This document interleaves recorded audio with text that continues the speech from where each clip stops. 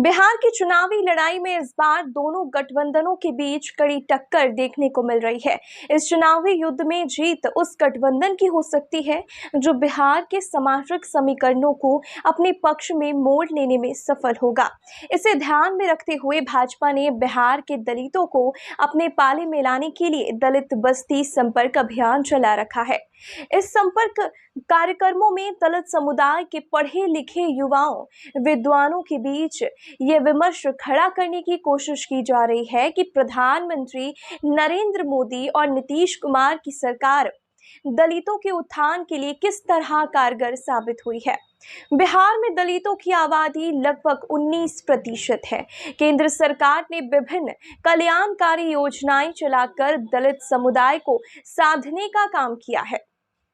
भाजपा अपने दलित बस्ती संपर्क अभियान में उन दलित लाभार्थियों को भी बुला रही है जिन्होंने केंद्र सरकार की कल्याणकारी योजनाओं का लाभ लिया है। इसका उद्देश्य दलित समुदाय के बीच यह संदेश देना है कि केंद्र सरकार ने उनका जीवन स्तर बदलने का काम किया है। इसी तरह नीतीश कुमार सरकार ने भी बिहार में बेहतर काम किया। भाजपा बिहार सरकार के लाभार्थियों तक भी पहुंचने की कोशिश कर रही है। कांग्रेस राजद का महागठबंधन जातिगत जनगणना के मुद्दे के सहारे दलितों का वोट हासिल करने की रणनीति पर चल रहा है। राज्य के वाम दल भी इसमें अपना सहयोग कर रहे हैं। ऐसे में महागठबंधन की दावेदारी भी कमजोर नहीं है, लेकिन इसी विमर्श की काट के तौर पर भाजपा दलितों के बीच नए पढ़े लिखे युवाओं को अपने साथ जोड़कर यह विमर्श पैदा करने की कोशिश कर रही है कि एनडीए ने उनके लिए बेहतर कामकाज किया है। भाजपा कार्यकर्ता दलितों के बीच केवल विमर्श ही पैदा करने की कोशिश नहीं कर रहे हैं, बल्कि उनको साथ लेकर उन्हें सामाजिक स्तर पर सम्मान देने का काम भी कर रहे हैं।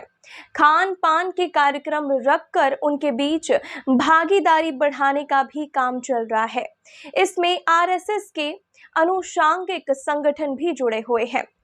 बिहार में पासवान दलित समुदाय की आबादी पूरे दलित समुदाय की लगभग 30.9% है।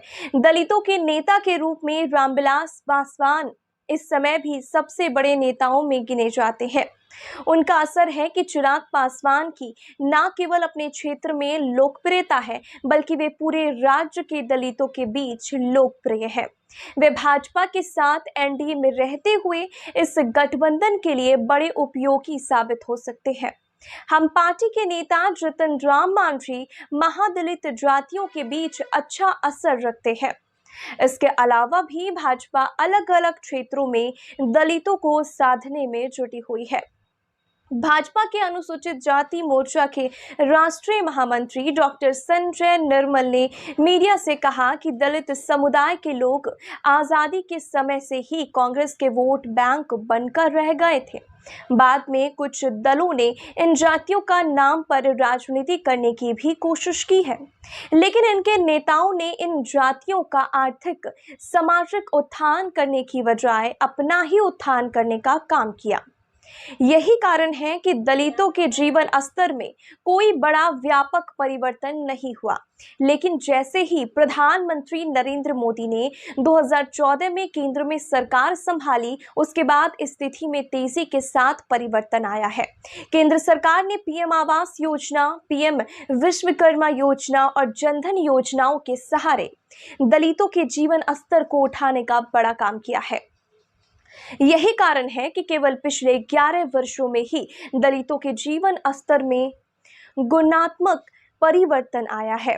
भाजपा नेता डॉक्टर निर्मल ने आरोप लगाया कि आज भी कई दल अंबेडकर के नाम पर राजनीति करने का काम कर रहे हैं, लेकिन पीएम मोदी अंबेडकर के सपनों को जमीन पर उतारने का काम कर रहे हैं। यही कारण है कि पीएम मोदी आज दलितों के बीच सर्वाधिक लोकप्रिय नेता है। उन्होंने ये भी कहा कि इस तरह बिहार की एनडीए सरकार ने भी दलितों के उत्थान के लिए बेहतर काम किया है। उन्होंने कहा कि केंद्र और बिहार सरकार के इन कार्यों का परिणाम बिहार में दिखाई दे रहा है।